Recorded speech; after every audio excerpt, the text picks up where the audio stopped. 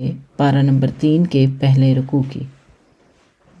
تلك الرسل فضلنا بعضهم على بعض منهم من كلم الله ورفع بعضهم درجات وآتينا عيسى ابن مريم البينات وأيدناه بروح القدس ولو شاء الله ما اقتتل الذين من بعدهم من بعد ما جاءتهم البينات ولكن اختلفوا فمنهم من آمن ومنهم من كفر ولو شاء الله ما اقتتلوا ولكن الله يفعل ما يريد نحمده ونصلي على رسوله الكريم اما بعد فاعوذ بالله من الشيطان الرجيم بسم الله الرحمن الرحيم رب اشرح لي صدري ويسر لي امري واحلل عقدة من لساني يفقهوا قولي اللهم صل على محمد وعلى آل محمد كما صليت على إبراهيم وعلى آل إبراهيم إنك حميد مجيد اللهم بارك على محمد وعلى آل محمد كما باركت على إبراهيم وعلى آل إبراهيم إنك حميد مجيد۔ پارہ نمبر 3 ہے۔ ابھی ہم نے اس کے رکوع نمبر 1 کی تلاوت سنی ہے۔ آئیے اس پارے کا آغاز کرتے ہیں۔ تلک الرسل فضلنا بعضهم على بعض، یہ سب رسول ہیں، ہم نے ان میں سے بعض کو بعض پر فضیلت دی ہے۔ ان میں سے کچھ ایسے ہیں جن سے اللہ نے کلام کیا اور ان میں سے بعض کے درجے بلند کیے، اور ہم نے عیسیٰ ابن مریم کو واضح نشانیاں عطا کیں اور روح القدس کے ساتھ اس کی مدد کی، اور اگر اللہ چاہتا تو ان رسولوں کے بعد آنے والے لوگ باہم نہ جھگڑتے، جبکہ ان کے پاس واضح نشانیاں آ چکی تھیں، لیکن انہوں نے باہم اختلاف کیا۔ چنانچہ ان میں سے کچھ وہ ہیں جو ایمان لائے اور کچھ وہ ہیں جنہوں نے کفر کیا، اور اگر اللہ چاہتا تو وہ باہم نہ لڑتے، لیکن اللہ جو چاہتا ہے کرتا ہے۔ یہاں اللہ تعالیٰ نے انبیاء کی بابت ادب اور احترام سکھایا ہے کہ تمہیں چونکہ تمام باتوں اور ان امتیازات کا علم نہیں ہے جن کی بنا پر انہیں ایک دوسرے پر فضیلت حاصل ہے، اس لیے تم میری فضیلت بھی اس طرح بیان نہ کرنا کہ دوسرے انبیاء کی جو ہے وہ کسر شان ہو، یعنی ان کی شان میں کمی ہو۔ یہ نبی صلی اللہ علیہ وآلہ وسلم نے ہمیں یہ تعلیمات دی ہیں۔ تو بعض اوقات کیا ہوتا ہے کہ یعنی جیسے یہودی جو ہیں وہ موسیٰ علیہ السلام کا درجہ بڑھائیں گے، عیسائی جو ہیں وہ عیسیٰ علیہ السلام کا درجہ بڑھائیں گے۔ تو جیسے عیسیٰ علیہ السلام کو معجزات دیے گئے تھے نا، احیاء موتا، اور روح القدس سے ان کی مدد کی گئی، تو یہ اللہ تعالیٰ نے ایک فضیلت دی ہے، یعنی ہم اس کا اقرار کرتے ہیں، لیکن اس طرح سے یعنی اختلاف کرنا اور ایک نبی کی شان گھٹانا اور ایک کی بڑھانا یہ درست نہیں ہے، ٹھیک ہے۔ تو اللہ تعالیٰ نے جو فضیلت دی ہے بعض کو بعض پر، تو وہ اللہ تعالیٰ بہتر جانتے ہیں۔ اللہ تعالیٰ کا ہم سے تقاضا یہ ہے کہ ہم ایمان لائیں سارے نبیوں پر، ٹھیک ہے۔ جیسے آپ دیکھیں عیسیٰ علیہ السلام کا درجہ عیسائیوں نے اتنا بڑھا دیا کہ انہیں الہ کے درجے پر پہنچا دیا، ٹھیک ہے، ان کو معبود کے درجے پر پہنچا دیا۔ تو یہ جو ہے نا کسی کو اس کے مقام اور مرتبے میں بڑھاتے ہوئے غلو کرنا اور ایک نبی کا انکار کرنا، کیسے عیسیٰ علیہ السلام کے مقام میں وہ غلو کرتے ہیں اور نبی صلی اللہ علیہ وآلہ وسلم کا انکار کرتے ہیں۔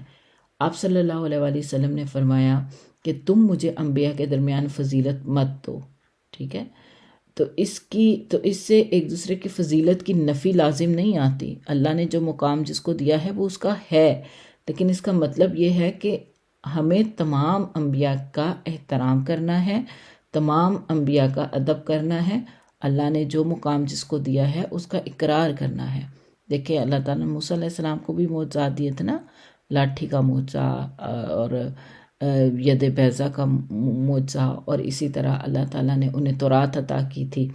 تو ان کی اپنی ایک جو ہے وہ فضیلت ہے کہ اللہ تعالیٰ نے ان سے کلام کیا تھا، ٹھیک ہے، کوہ طور پر اللہ تعالیٰ نے ان سے کلام کیا تھا۔ اسی طرح سے عیسیٰ علیہ السلام کی الگ جو ہیں وہ فضیلتیں ہیں، ان کے امتیازات الگ ہیں، اور نبی صلی اللہ علیہ وآلہ وسلم کے امتیازات الگ ہیں۔ آپ اللہ کے آخری نبی ہیں اور آپ امام الانبیاء ہیں، تو بعض کو اللہ تعالیٰ نے بعض پر فضیلت عطا کی ہے۔ تو اس حقیقت میں تو کوئی شک نہیں ہے، لیکن اس کا مطلب یہ نہیں کہ انسان جو ہے وہ تفرقہ بازی میں پڑ جائے اور نبیوں کی شان کو بیان کرنے میں جو ہے وہ ایک نبی کی شان بیان کرتے ہوئے دوسرے نبی کے حق میں جو ہے وہ کمی کر جائے۔ تو پہلے کیا تھا کہ لوگ جو تھے وہ اکٹھے تھے، پھر آہستہ آہستہ کیا ہوا کہ اختلافات شروع ہو گئے۔ اللہ تعالیٰ کہتے ہیں وَلَوْ شَاءَ اللَّهُ مَا اقْتَتَلَ الَّذِينَ مِن بَعْدِهِمْ، اور اگر اللہ چاہتا تو ان رسولوں کے بعد آنے والے لوگ باہم نہ جھگڑتے، جبکہ ان کے پاس واضح نشانیاں آ چکی تھیں، لیکن انہوں نے کیا کیا؟ اختلاف کیا، یعنی آپس میں اختلافات میں پڑ گئے اور نبیوں کی شان کو بڑھانے گھٹانے لگ گئے۔ تو ان میں سے کچھ وہ ہیں جو ایمان لائے اور کچھ نے قتل کیا۔ اگر اللہ چاہتا تو یہ باہم نہ لڑتے، یعنی اللہ تعالیٰ کو دین میں اختلاف کرنا جو ہے جیسے ہوتا ہے نا، مسائل میں اختلاف ہو جاتا ہے، مجتہد جو ہوتے ہیں ان کے اجتہاد میں اختلاف ہو جاتا ہے، تو یہ بات جو ہے نا یہ تو ٹھیک ہے، لیکن دین کی بنیادوں میں اختلاف کرنا یہ اللہ کو سخت ناپسند ہے۔ اللہ تعالیٰ چاہتے ہیں کہ تمام انسان اللہ کے نازل کردہ شریعت کو اپنا کر نار جہنم سے بچ جائیں، ٹھیک ہے۔ تو اللہ تعالیٰ نے اسی لیے انبیاء بھیجے، اسی لیے رسول بھیجے، اسی لیے اللہ تعالیٰ نے انبیاء کے بعد جو ہیں وہ ایسے خلفاء اور داعی جو ہیں اور علماء جو ہیں وہ اٹھائے تاکہ لوگ اللہ تعالیٰ کے راستے پر آ جائیں۔ تو گمراہی اور ہدایت دونوں راستوں کو اللہ تعالیٰ نے واضح فرما دیا ہے، اور بطور امتحان کے لیے انسان کو اختیار اور آزادی سے نوازا ہے تاکہ جو چاہے اپنے پورے اختیار کے ساتھ ہدایت کا راستہ اختیار کر لے اور جو چاہے گمراہی کا راستہ اختیار کر لے۔ تو اللہ چاہتا تو یہ نہ لڑتے، تو لیکن اللہ نے اختیار دیا۔ اب یہ اگر اختلاف کریں گے، اگر باہم جھگڑیں گے اور اللہ تعالیٰ کی شریعت کے دائرے سے نکلیں گے تو ظاہر ہے پھر اپنا انجام خود دیکھیں گے۔ تو اللہ تو جو چاہتا ہے کرتا ہے، اور اللہ تعالیٰ کی اسی میں حکمت اور مشیت ہے کہ لوگوں کا امتحان ہو، یعنی انسان جو ہے اس کی زندگی کا مقصد بھی یہی ہے، الذی خلق الموت والحیات لیبلوکم ایکم احسن عملا، اسے موت اور زندگی کو پیدا کیا تاکہ وہ تمہیں آزمائے کہ کون تم میں سے بہتر عمل کرتا ہے۔ رکوع نمبر 2 ہے یا ایھا الذین آمنوا انفقوا مما رزقناکم من قبل ان یأتی یوم لا بیع فیہ ولا خلۃ ولا شفاعۃ والکافرون ھم الظالمون۔ یہاں اللہ تعالیٰ نے اہل ایمان کو مخاطب کیا ہے، اور اہل ایمان کو کس چیز کی رغبت دلائی ہے؟ اللہ کی راہ میں خرچ کرنے کی۔ اللہ تعالیٰ کہتے ہیں اے لوگو جو ایمان لائے ہو اس میں سے خرچ کرو جو تمہیں میں نے رزق دیا ہے، رزقناکم، ہم نے تمہیں رزق دیا ہے۔ کیوں خرچ کرنا ہے؟ کیونکہ وہ دن آنے والا ہے جس میں نہ تو کوئی خرید و فروخت ہوگی، نہ کوئی سفارش ہوگی، نہ کوئی دوستی، مطلب کوئی کسی کے کام نہیں آئے گا۔ اور جو کفر کرتا ہے وہی ظالم ہے، اپنے ساتھ ظلم کرتا ہے۔ کافر کسی کا نقصان نہیں کرتا، اپنا نقصان کرتا ہے، کیونکہ اپنے کفر کا بدلہ وہ خود جو ہے وہ قیامت کے دن پانے والا ہے۔ تو یہ تھی آیت نمبر 254۔ آگے آیت نمبر 255 ہے آیت الکرسی، تو اس کی ہم تلاوت سن لیتے ہیں، اس کے ساتھ 254 آیت کی بھی تلاوت سن لیتے ہیں، ٹھیک ہے، 254 اور 255 کی۔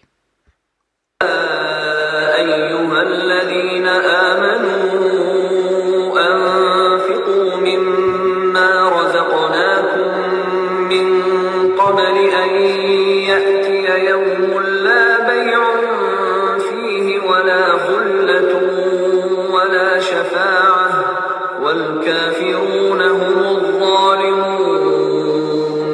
الله لا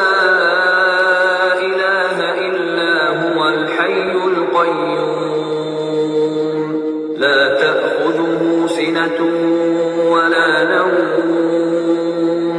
له ما في السماوات وما في الأرض، من يشفع عنده إلا بإذنه يعلم ما بين أيديهم وما خلفهم ولا يحيطون بشيء من علمه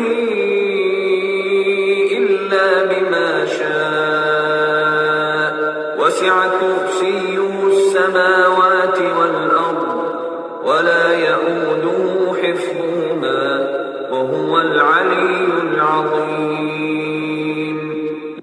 یہود و نصارہ جو تھے اور کفار اور مشرکین اپنے اپنے پیشواؤں، نبیوں، ولیوں، بزرگوں، پیروں، مرشدوں کے بارے میں یہ عقیدہ رکھتے تھے کہ یہ اللہ کے ہاں جو بات چاہے منوا سکتے ہیں، یعنی اللہ پر ان کا اتنا اثر ہے کہ وہ اپنی شخصیت کے دباؤ کے ساتھ اپنے پیروکاروں کے بارے میں اللہ تعالیٰ سے بات منوا سکتے ہیں۔ اسی کو وہ شفاعت کہتے تھے، اور ان کا عقیدہ تقریباً وہی تھا جو آج کل کے جاہلوں کا ہے کہ ہمارے پیر اور ہمارے بزرگ جو ہیں وہ اللہ کے پاس ہمیں بخشوا لیں گے۔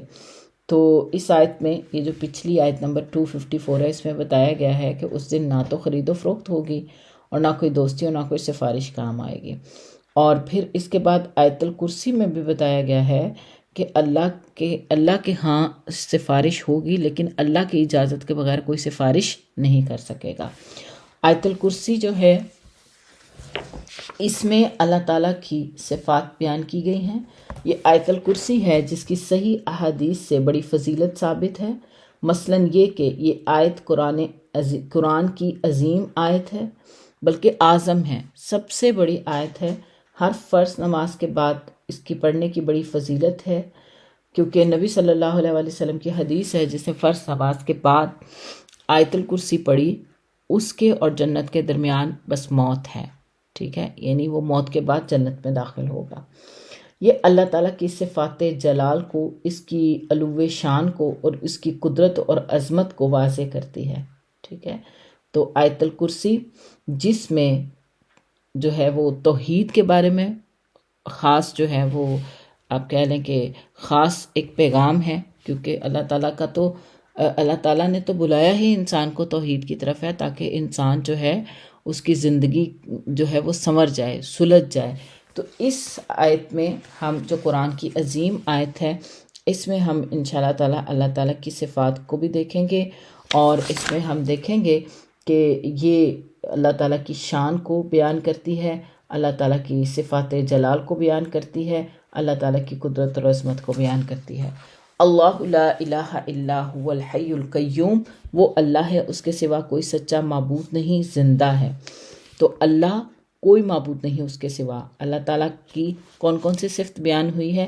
الحی القیوم، ٹھیک ہے، هو الحی القیوم، الحی القیوم، وہ زندہ ہے، سب کو سنبھالے ہوئے ہے۔ قیوم کہتے ہیں جو بذات خود بھی قائم ہو اور دوسروں کو بھی قائم کر سکتا ہو، اسے قیوم کہتے ہیں۔ تو اللہ تعالیٰ خود اپنی ذات میں بھی قائم ہے، اسے کسی کی ضرورت نہیں ہے، وہ بے نیاز ہے، وہ خود سے قائم ہے، اور ہمیں قائم رہنے کے لیے اپنے رب کی ضرورت ہے، کیونکہ ہمیں رزق کی ضرورت ہے، ہمیں زندگی، یہ جو زمین پر سارے انتظامات اللہ تعالیٰ نے فرمائے ہیں، ہمیں ان کی بھی ضرورت ہے، ہمیں رہن سہن کے لیے خاندان، قبیلے، کنبے کی ضرورت ہے، گھر بار کی ضرورت ہے۔ تو یہ سارے انتظامات کرنے والا کون ہے؟ اس کائنات کو سنبھالے ہوئے کون ہے؟ وہ اللہ کی ذات ہے۔ تو اللہ اپنی ذات میں بھی قائم ہے اور قائم کرنے والا ہے۔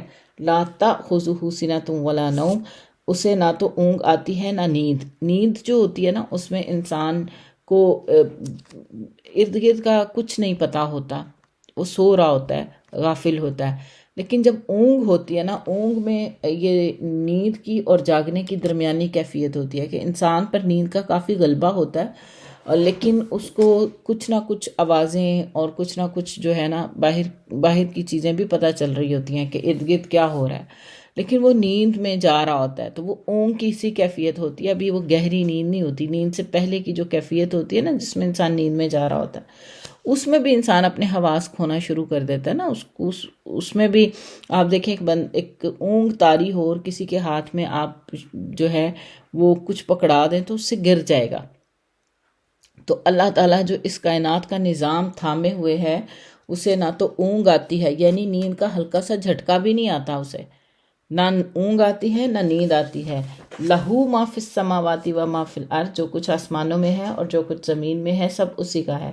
دیکھیں یہ جو زمین اور آسمان میں جو کچھ بھی ہے، میرے آپ کے پاس جو کچھ بھی ہے، ہر چیز کا مالک اللہ تعالیٰ ہے، ہر چیز کا مالک۔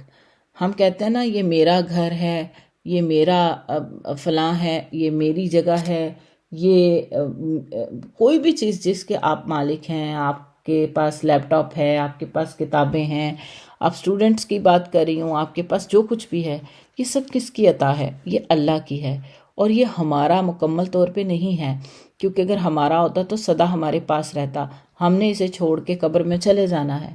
جو کچھ بھی آپ کے پاس کوئی گولڈ کی جیولری ہے، آپ کے پاس کوئی پلاٹ ہے، آپ کے پاس کوئی جو ہے وہ گھر ہے، بنگلے ہیں، گاڑیاں ہیں، جو کچھ بھی ہے یہ سب اللہ کی ملکیت ہے۔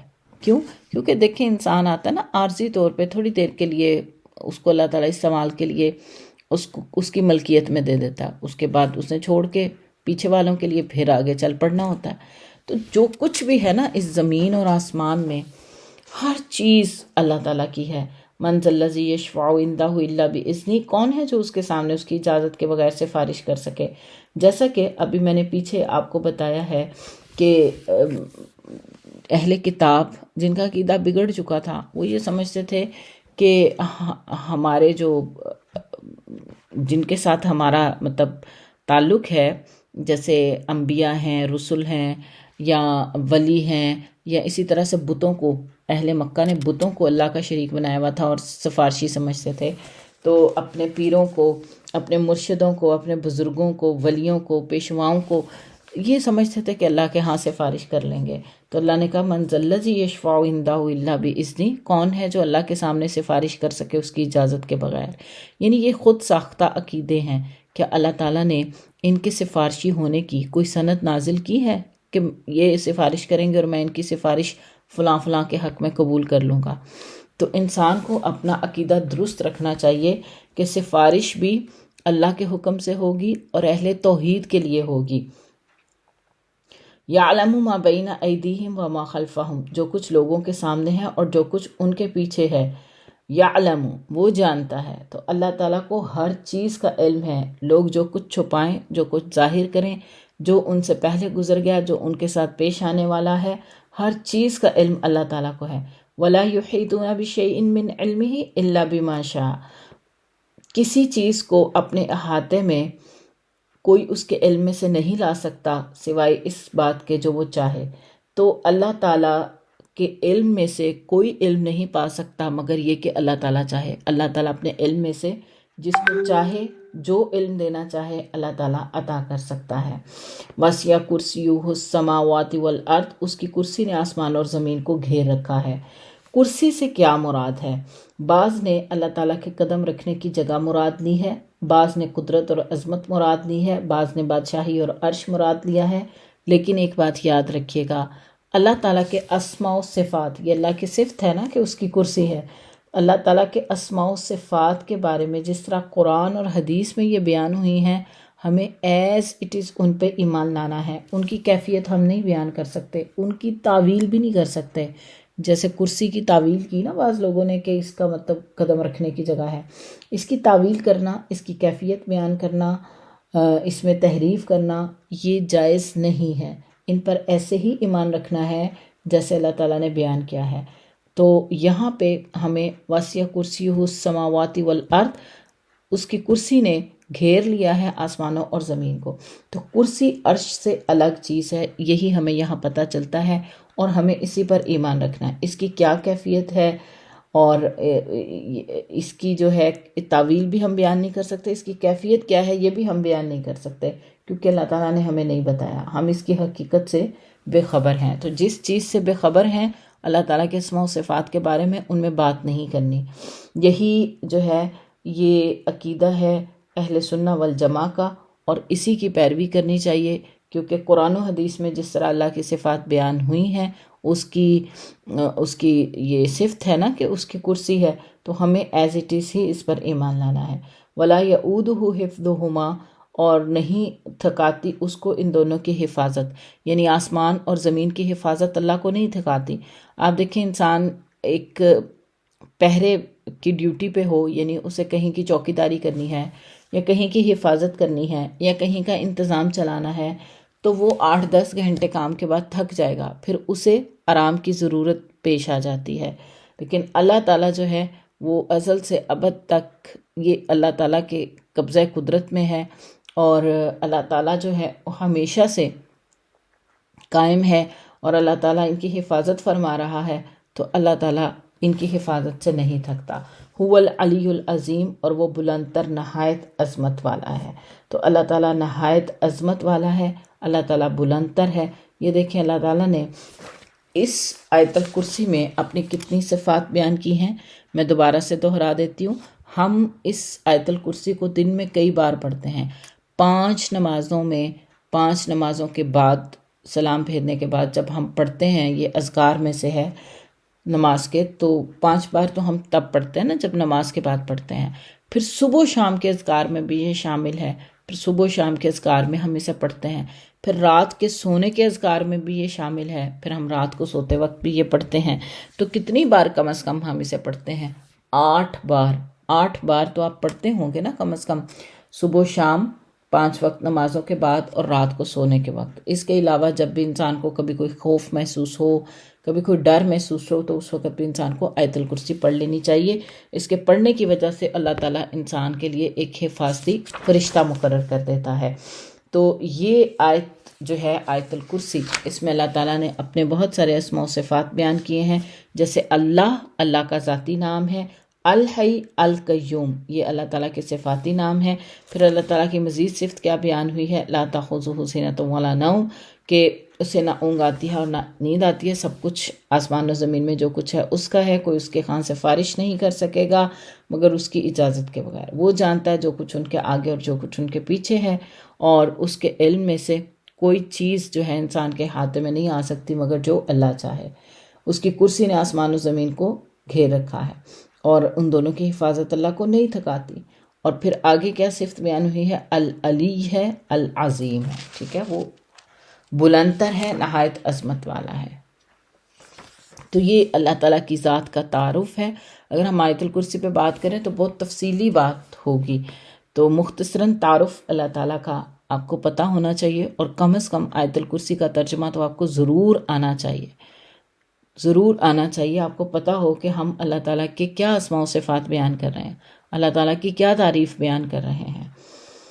لا اکراہ فی الدین، دین میں کوئی زبردستی نہیں ہے، ہدایت گمراہی سے واضح ہو چکی ہے، یعنی دین حق آ گیا، اور یہ دین حق ایسا ہے کہ اس میں کوئی جو ہے وہ ایک ہوتا ہے نا، کوئی ایمبیگوٹی ہو، کوئی کسی کو تردد ہو، اس کی ہر چیز واضح ہے، لیکن جو تردد میں پڑے ہیں ان کے اپنے اندر جو ہے وہ خلل ہے، ان کی سوچ میں، ان کے قبول ایمان میں کوئی نہ کوئی نفسیاتی ان کی رکاوٹ ہے، ورنہ دین جو ہے وہ بالکل واضح ہے۔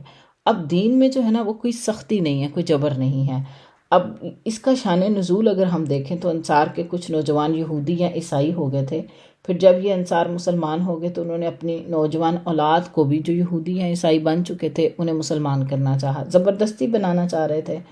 تو شان نزول کی اس اعتبار سے بعض مفسرین نے اسے اہل کتاب کے لیے خاص مانا ہے کہ کسی کو بھی اسلام پر مجبور نہیں کیا جائے گا، کہ اب وہ چاہتے تھے کہ اب ہماری اولاد بھی مسلمان ہو جائے، تو اللہ نے کہا کوئی زبردستی نہیں ہے، ہدایت اور گمراہی واضح ہو چکی ہے، بس جو شخص چاہے، بس جو شخص طاغوت کا انکار کرے اور اللہ پر ایمان لے آئے تو یقیناً اس نے ایک مضبوط کڑا تھام لیا جو ٹوٹنے والا نہیں، اور اللہ خوب سننے والا، خوب جاننے والا ہے۔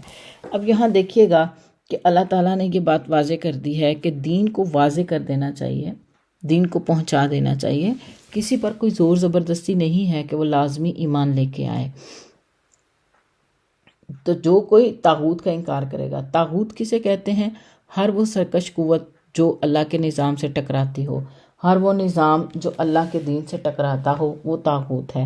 وَيُؤْمِن بِاللَّهِ، اور جو کوئی اللہ پر ایمان لائے گا، تو اس نے کیا کیا؟ فقد استمسک بالعروۃ الوثقی، تو اس نے ایک مضبوط کڑا تھام لیا جو ٹوٹنے والا نہیں ہے، یعنی ایک ایسی چیز کو تھام لیا جو کبھی ٹوٹے گی نہیں، لا انفصام لہا، جو کبھی ٹوٹنے والا نہیں، اور اللہ تعالیٰ خوب سننے والا، جاننے والا ہے۔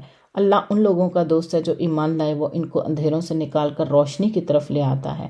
تو اللہ تعالیٰ ایمان والوں کو اندھیروں سے نکال کر روشنی کی طرف لے آتا ہے۔ جو سچا ایمان والا ہوتا ہے، جو ایمان لے آتا ہے دل سے، زبان سے اعتراف کرتا ہے اور وہ اعضاء سے عمل کرنے کے لیے بھی تیار ہوتا ہے، تو اللہ تعالیٰ اسے اندھیروں سے نکال کر روشنی کی طرف لے آتا ہے، ہدایت کا راستہ اس کے لیے آسان کر دیتا ہے۔ والذین کفروا، جنہوں نے کفر کیا، اولیاؤہم الطاغوت، ان کے دوست و طاغوت ہیں، یخرجونہم من النور الی الظلمات، وہ انہیں روشنی سے نکال کر اندھیروں کی طرف لے جاتے ہیں، وہی لوگ دوزخی ہیں، وہ اس میں ہمیشہ رہیں گے۔ رکوع نمبر 3 ہے الم تر الی الذی حاج ابراہیم فی ربہ، کیا آپ نے اس شخص کو نہیں دیکھا جس نے ابراہیم سے اس کے رب کے بارے میں اس لیے جھگڑا کیا کہ اللہ نے اسے بادشاہی دے رکھی تھی؟ یہ کس بادشاہ کی بات ہے؟ ابراہیم علیہ السلام کے زمانے میں جو بادشاہ تھا وہ نمرود تھا، اور ابراہیم علیہ السلام سے اس نے جھگڑا کیا۔ جھگڑا کس بات کا؟ کہ اس نے اللہ تعالیٰ کا انکار کیا۔ جب ابراہیم علیہ السلام نے اللہ تعالیٰ کی بابت اس کے ساتھ جو ہے وہ مباحثہ کیا، مناظرہ کیا، اللہ تعالیٰ کی وحدانیت کے دلائل دیے، تو وہ مبہوت ہو کے رہ گیا۔ اذ قال ابراہیم، جب ابراہیم نے کہا میرا رب وہ ہے جو زندہ کرتا ہے اور مارتا ہے، اس نمرود نے کہا میں بھی زندہ کرتا ہوں اور مارتا ہوں۔ ابراہیم نے کہا بے شک اللہ تو سورج کو مشرق سے نکالتا ہے، تو ذرا اسے مغرب سے نکال کر دکھا۔